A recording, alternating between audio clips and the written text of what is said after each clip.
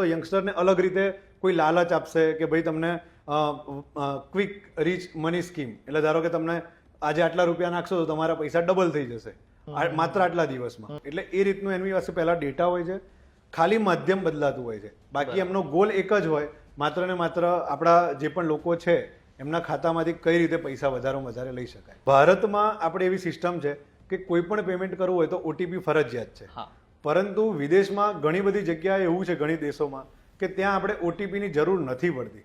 ત્યાં આગળ માત્ર ને માત્ર સીવીવી એ જ તમારો ઓટીપીનું કામ કરતું હોય છે. તો વિદેશના દેશોમાં પણ આ ફ્રોડ થાય છે, અને એટલા માટે જ આપણે કહેવાય છે કે ક્યાંય પણ તમારો ક્રેડિટ કાર્ડ, ડેબિટ કાર્ડનો ફોટો એ ક્યાંય પણ આપણે મૂકવો જોઈએ જ નહીં. મારા એક ફ્રેન્ડનો ફોન આવ્યો કે એને એક છોકરીનો ફોન આવ્યો હતો, અને પછી છોકરીનો વિડીયો કોલ જેવો એને ઉપાડ્યો ને, તો વિડીયો તો થોડીક સેકન્ડ બાદ કટ થઈ ગયો, પરંતુ પછી એનો કંઈક વિડીયો નવો લીક થઈ ગયો હતો. આ કયા પ્રકારનું સ્કેમ છે? એટલે જો આમાં એવું છે કે અલગ, મેં કીધું એમ પહેલા પણ કીધું કે ઘણી બધી રીતે એમનો ગોલ હોય તમારા જોડેથી પૈસા પડાવવા, તો એના માટે લોકો અલગ અલગ કિમિયા, જે આ બધા હેકર્સ હોય અથવા તો ફ્રોડ કરનાર લોકો હોય એ અપનાવતા હોય છે. એના જ ભાગરૂપે એ લોકો શું કરતા હોય છે, ધારો કે વિદેશમાંથી અલગ અલગ એ લોકોનું પોતાનું સેન્ટર બનાવેલું હોય. ધારો કે કોઈ તમને અજાણ્યા નંબર પરથી ફોન કરશે, તમે જેવો પણ એ વિડીયો કોલના માધ્યમથી હશે, તમે જેવો વિડીયો કોલ રિસીવ કરશો એટલે સામેથી તમને કોઈક મહિલા દેખાશે, અને તમારો વિડીયો કોલ હોય એટલે ધારો કે આપણો ફેસ સીધો અંદર દેખાય.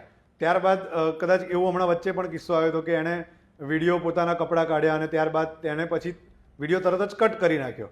પણ કેમ કે તમારો ફેસ પણ નીચે હોય એટલે 5 થી 10 મિનિટ પછી તમને એક મેસેજ આવે, વિડીયો મેસેજ, કે ભાઈ જો તમે મને આટલા રૂપિયા નહીં આપો તો હું આ વિડીયો બધાને મોકલી દઈશ. એટલે આ રીતના પણ પૈસા પડાવવાના કિમિયા થતા હોય છે. એટલે જ હંમેશા માટે કોઈ પણ અજાણ્યા વ્યક્તિ સાથે જો વિડીયો કોલ આવે તો ક્યારે પણ ઉપાડવો નહીં. બને તો પહેલાં ઓડિયો કોલ પર વાત કરવી, અને ત્યારબાદ જો વિશ્વાસુ માણસ હોય તો જ વિડીયો પર વાત કરી. અને એમાં પણ શરૂઆતના સમયમાં, એટલે ધારો કે પહેલી 10 સેકન્ડ અથવા તો 20 સેકન્ડ તમારું કેમેરો બંધ રાખો. એ અલગ અલગ રીતે, ધારો કે કેમેરો પણ બંધ થઈ શકે, તમે ત્યાં કંઈક ડિવાઇસ અથવા તો કપડું પણ મૂકી શકો. અજાણ્યા કોલમાં ખાસ આ ધ્યાન રાખવું જોઈએ.